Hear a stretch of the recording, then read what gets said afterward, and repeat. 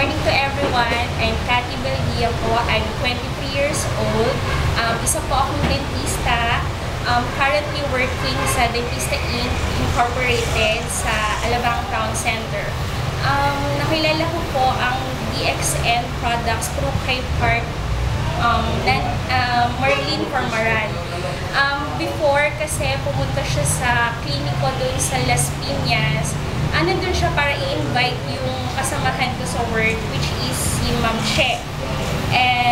Tapos, in-invite niya rin ako, pinakilala niya sa akin, una yung toothpaste nilang product. So, naging interested ako kasi toothpaste nga, kasi nga, isa akong dentista. So, naging interested ako dun sa product. Then,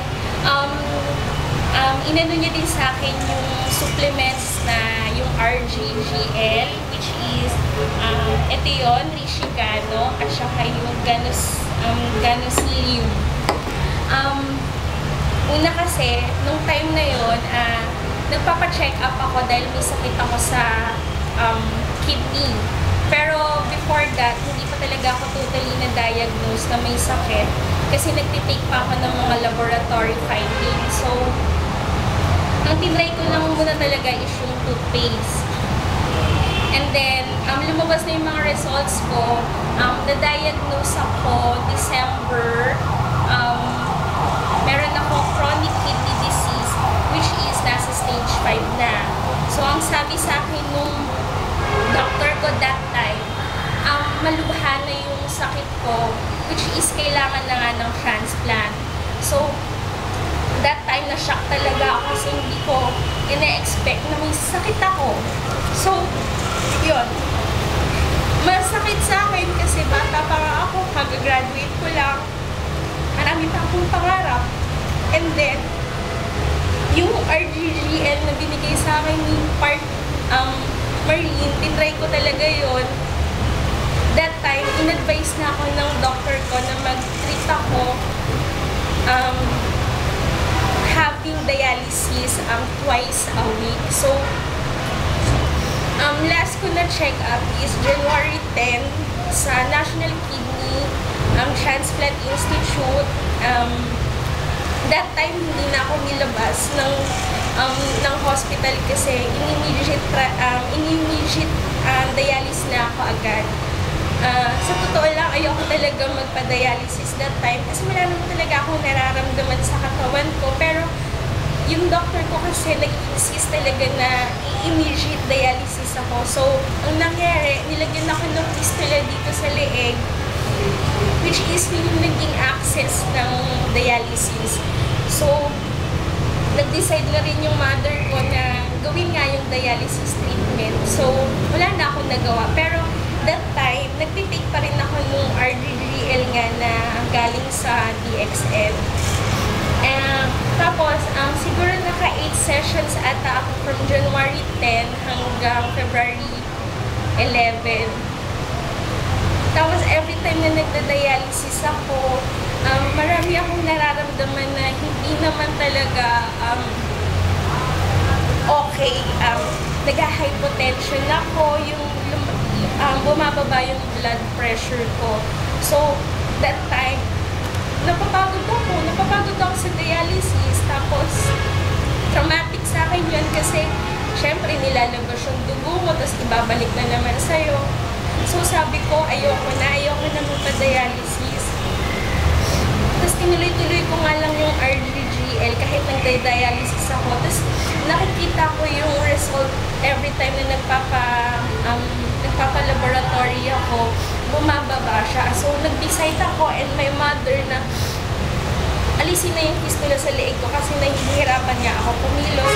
Parang hindi normal yung buhay ko kapag may ganun ako sa leeg. Tapos, ini-schedule na rin niya ako for transplant that time kasi nga sabi, malala na daw talaga yung sakit ko sa kidney, so kailangan ng palitan kasi pwede ko nga daw ikamatay yun. Pero hindi ako, para kasi sa akin, parang sabi ko, isang test lang to sa buhay ko na kailangan kong lagpasan. So, nag-decide ako and yung mother ko, pati father ko, na patanggal ko na talaga yung fistula ko sa sa leeg. So, naghanap kami ng doktor na magtatanggal nun kasi nga, yung doctor ko ayaw magtanggal nun kasi once na tinanggal sa akin daw yun, pwede ko daw ikamatay yun kasi wala nang mag-filter nung mga kinakain ko, wala nang magsasala. Kasi nga yung kidney ko is, may problem na nga. So, sabi ko, ayoko na talaga mag-dialysis. Itutuloy ko na lang yung RGGL kasi nakikita ko naman yung improvement dun sa laboratory results ko.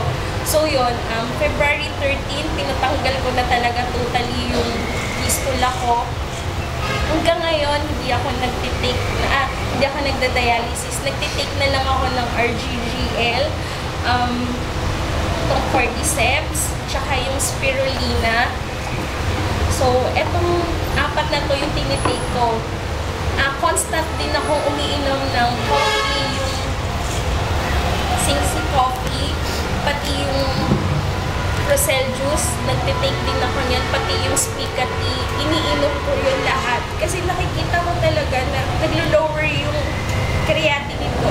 Yung creatinine is that yun yung lason sa dugo na dapat nasasala yun ng kidney, pero because nga may sakit ako sa kidney, hindi siya